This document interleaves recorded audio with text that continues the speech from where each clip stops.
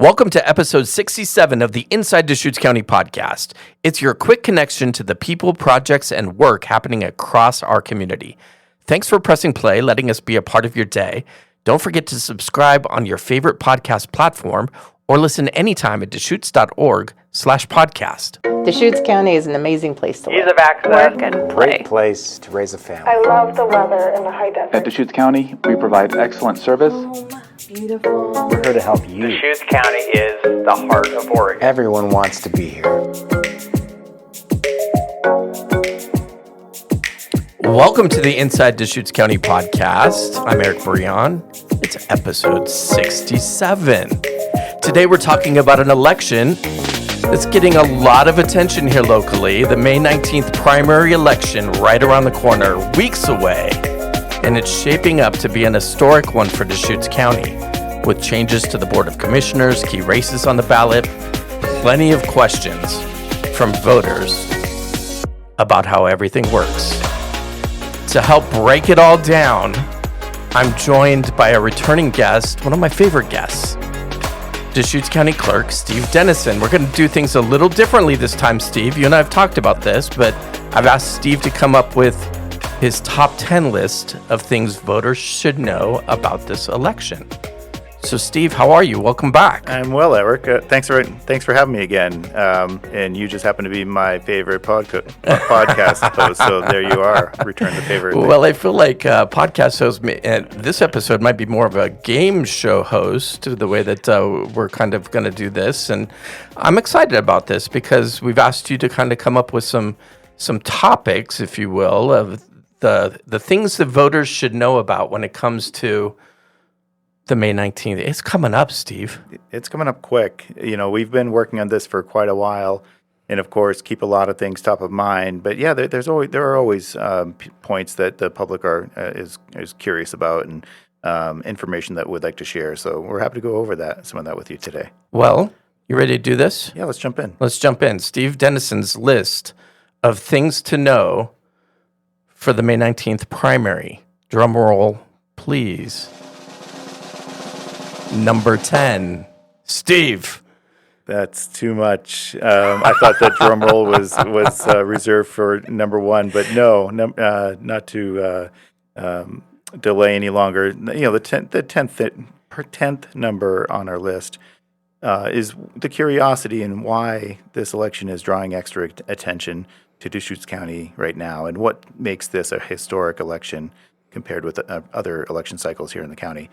You know, the Board of County Commissioners expanding from 3 members to 5 is quite a difference, and I do think that it was going to drive up a lot of attention for this election this time around.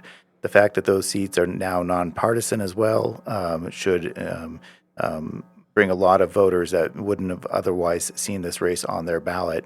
But the fact that these 2 new seats are on the ballot, in addition to the 2 already scheduled seats, has a lot of candidates filed and should draw up a lot of interest. Not to mention the other county positions that are on the ballot. The assessor position is on the ballot. The clerk, my position, is on the ballot. The treasurer is on the ballot. So even not necessarily technically a county position, but the district attorney is on the ballot as well. So Sheriff and, too. And then, of course, the sheriff, Yeah. Which we've seen in the media. So pretty much almost every elected position in the county. The exceptions are Commissioner Chang's position, number 2, is not on the ballot, and then the Justice of the Peace. Otherwise, all county positions are. So that should drive some really robust turnout for a primary election that we haven't seen before. So we're excited about that. So do you think that's one of the main reasons why you might classify this one as a more historic primary? Yeah, and I would. I mean, having, you know, it's no secret either that the longest serving assessor in our county's history is retiring. He's not seeking re-election, so that's a change in his office. Having 2 new seats that have never had anybody in them is historic as well.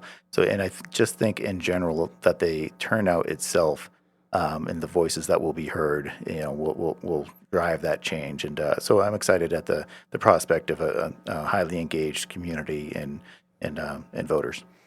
All right, so I won't do the drum roll on every single one to not annoy all of our viewers. I'll save it again for number 1. But number 9 on Steve Dennison's list of things to know for the May 19th primary. So if folks are wondering and have asked and have missed it, but why has the county expanded from 3 to 5 commissioners?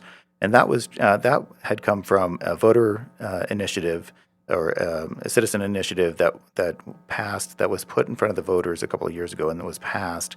That expanded the county commission. So that one's an easy one, but the way that initiative was written and that question on the ballot that was ultimately approved was that the majority of the county commission seats would be on the ballot during a presidential election cycle. So that means 2028 would need to have 3 commissioners on the ballot. So this year, those 2 new seats will be 2-year terms. So positions 4 and 5 will be 2-year terms, and then the 2 previously scheduled positions 1 and 3 will be the full 4-year terms. But big change for the county long term. It sure is, yeah. Yep. And voters will notice the difference there. Yep. More options to vote for. You kind of got into it, but number 8. Why 2 of the commissioner seats will be will be 2-year terms in 2026? So I'm glad you didn't do a drum roll there because I merged them together. But they'll be 2-year terms in 2026. But then the next time they're up in 2028, these positions 4 and 5 will be up for full 4-year terms going forward. And that's just to match it all, right? Yes. Okay. Number 7. We're just flying. Yeah, we are too. Yeah. So here I am skipping around. But yeah, and I already buried the lead. But the other positions that are on the ballot are those that I just mentioned, the county positions, and we'll also have some local measures on the ballot, and then voters that are affiliated with either 2 of the major parties will see partisan races on their ballots of gubernatorial position or candidates, as well as legislative and judicial and other state offices. Might those sneak under the radar, you think, in terms of the conversation about this primary, because there's so many electeds? It depends. I mean, I anticipate there will be a lot of money spent on some of those those candidates for governor and other races. So you'll be able to judge that by looking at the front lawns of the folks that stand by their candidates. So that there will be some money spent in for some mailers and some flyers in the mail and things like that. All right, Steve, number 6. So which races could be decided in May? That's a little bit nuanced, and I don't want to get overly technical for this, but in some positions, such as sheriff, it depends on how many candidates file. Right now, there are 2 candidates filed for sheriff. If a 3rd candidate files, then that position would be on the ballot in May, but ultimately the top 2 would go to November. And as it is a constitutional position, same as clerk, same as treasurer, that in the Oregon Constitution that it's outlined that those seats are to be elected in November. For the commissioners, if any of the winners of those positions win by 50% plus 1 vote, then they would win outright. And if they do not, so if you have one of those positions that you have 3 or 5 candidates and nobody receives the 50% plus 1, then that position, the top 2, would move on to be on the ballot in November. Is that something that surprises some people, that some of those outcomes can be finalized in the primary? It is, and like I said, it's a little nuanced, could be a little bit confusing, and definitely difficult to get that messaging out. If the two sheriff candidates remain the only 2 that file, you won't see sheriff on the ballot in May. We'll see that on the ballot in November. So. That can be a little bit confusing, but anybody that has any questions, just have them call our office. We're going through Steve Dennison's list of things to know for the May 19th primary. We are up to number 5. So as I was talking about calling our office, voters sometimes can struggle with where to find reliable election information. There's no better place to find up-to-date, reliable election information than to call or email our office. There's a lot of information out there. It's on social media. It's on the nightly news and in a lot of different formats. But when you're curious about the deadlines to register to vote, the deadlines for candidate filing, the deadlines everything that pertains to this local election or this upcoming election, call our office, or review our website. We have the dates listed there, and we are the trusted source. And if not us, one of our peers in other counties, we all follow those same deadlines. And the Secretary of State's office always does a great job of sharing those same deadlines and trying to be another trusted source of election information. I know you listed a bunch of them there, but what's the one source you wish every voter would check before filling out their ballot? Understanding that each voter is different. You have listeners to this podcast right now. This might be the way they consume their information. We have people that are probably not, Steve. not the only way. No, I'm kidding. Yeah, I like to think they are. Yeah, no, they are. Discredit yourself. But other people will review our website. Other people wait for the nightly news. Other folks are waiting for Aunt Millie's Facebook feed from North Dakota to see what she said. What is the trusted source? It's really whichever way you choose to dig into it. But knowing, that our office, calling our office, or visiting our website really is the best way to get that accurate information and those key deadlines that voters really should know. And the other way would be, of course, is our voters pamphlet that we distribute widely.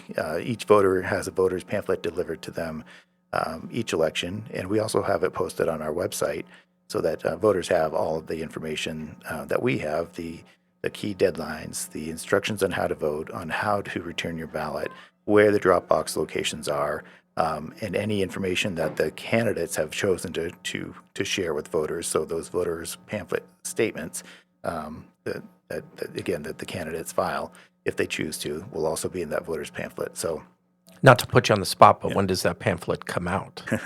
It will. We should have it out. Yeah, you are putting me on the spot, not having the dates applied to memory quite yet, but probably that last week of March or first week of April. It's about a little over a month, right, before. Correct. We mail our Month and a ballots. half. We start mailing ballots to military and overseas voters no later than 45 days before Election Day, and we do tend to have that voters pamphlet prepared, posted on our website, and just starting to distribute just before that date. So where voters can find reliable election information was number 5 on Steve Dennison's list of top 10 things to know. What is number 4? What happens to the ballots after they've been cast? So what happens to your ballot when you put it in the mail? Or what happens to your ballot when you put it in a drop box? It's slightly different each way, but ultimately that ballot is going to wind up coming back to our office. I would say, I don't want to bury the lead on something else to come here in a minute, but when a ballot is mailed, make sure you mail it timely. We mail ballots out 20 days before Election Day, so voters should start to receive those pretty soon thereafter. I would say if you're planning on mailing your ballot back, go ahead and vote your ballot and pop it in the mail. If you're running closer to Election Day and you still wish to mail your ballot back, to avoid any delays and misinterpretation about postmarks, bring it to the post office, bring it to the counter at the post office, and ask the clerk at that counter to hand postmark it for you and then put it in the mail. As long as that postmark is on or before Election Day, we'll be able to count the ballot. So that's the path of what's happening with the ballot when you mail it. When you put your ballot into one of our drop boxes that open just a day or two after ballots are mailed, we pick up, that's our office that are picking the ballots up from those drop boxes throughout the county. We maintain rigorous chain of custody where we have 2-person teams running around the county to pick up those ballots securely and with chain of custody logs and very intentional processes. But whether you mail or put your ballot in a drop box, those are brought back to our office, to our 4 walls, where we process everything accordingly. And I'll get into that in the next one. We are getting to the top three of. Is it three? Or are we to number four? We're number 3. We're number 3. Yeah. Number 3.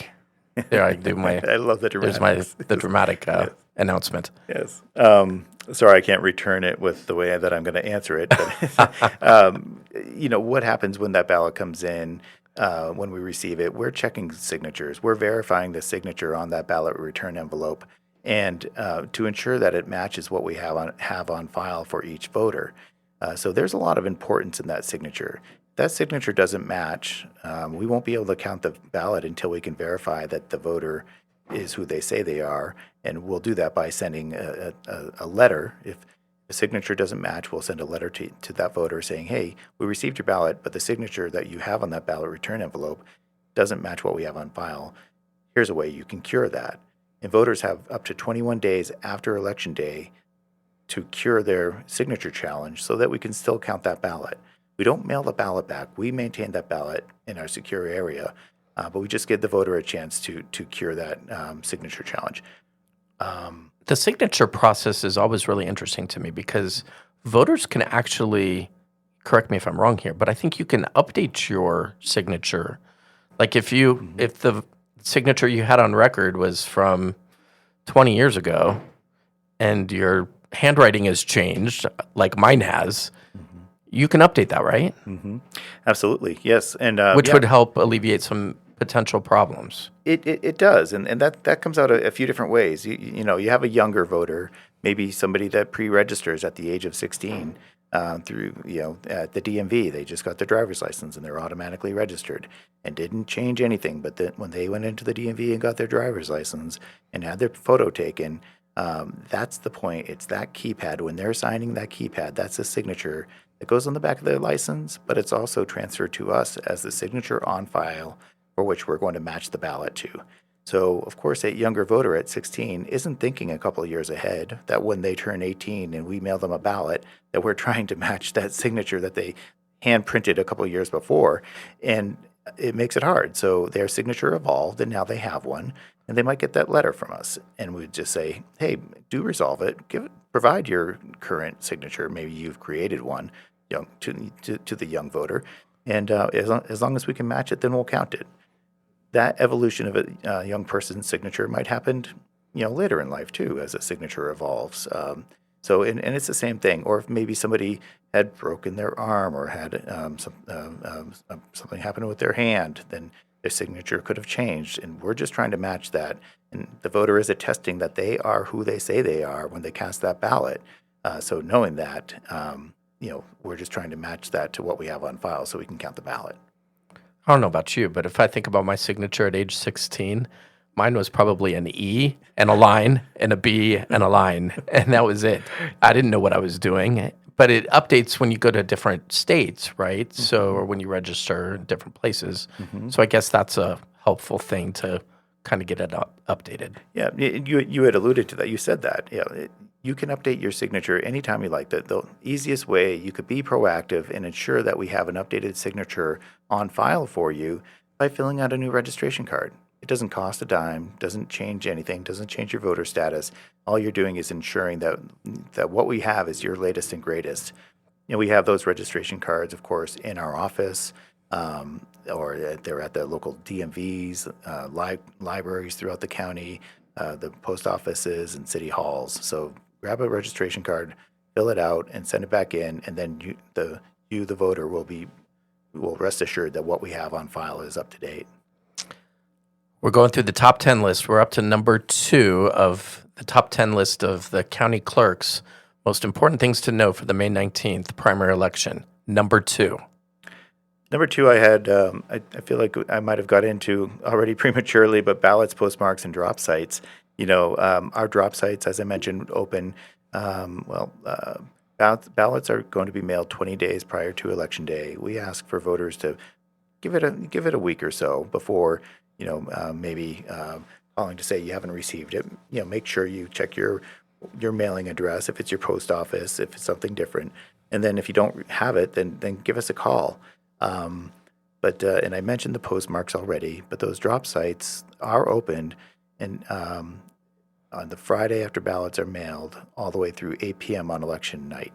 And the other thing about drop boxes is that if you are a voter and you happen to have your ballot with you, and you're traveling throughout the state, you can drop your ballot off in any drop box throughout the state of Oregon. And all the drop boxes throughout the state are open until 8 p.m., that same deadline. And each county that receives another county's ballot will forward those ballots along in a timely manner so that your ballot will still count. What's the biggest mistake voters make when it comes to returning their ballot? That's I'm sure there are plenty, but I mean, what do you see most often? the common ones. I would say it's a signature challenge. It's not having updated a signature, or maybe somebody signing for somebody else in their household, which is a big no-no. That's something that is considered, that is voter fraud. Don't sign for anybody else in your household. Make sure you're signing your own ballot return envelope. But also, most of all, make sure that you're signing it all together. We do receive a lot of ballots that have an unsigned ballot return envelope. And then the other one is just that procrastination.